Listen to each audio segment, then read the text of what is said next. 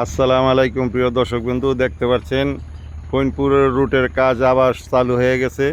দীর্ঘ 1 মাসের মতো বন্ধ ছিল, আজকে থেকে আবার শুরু। এই যে কাজ স্টার্ট করে দিছে, এই যে এই ভাইয়েরা কাজ করতেছে, এই যে পেঁয়াজ দোনাগুলা গরম করতেছে।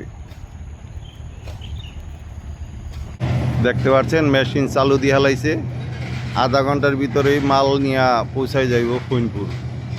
এই দেখেন গাড়িগুড়ি সব রেডি, মেশিনপত্র সব চালু দিয়ে ফেলাইছে, কাজ স্টার্ট হয়ে গেছে। দেখেন লোকজন সবাই করবে। ফইনপুরের রুটের কাজ আবার চালু হয়ে গেছে।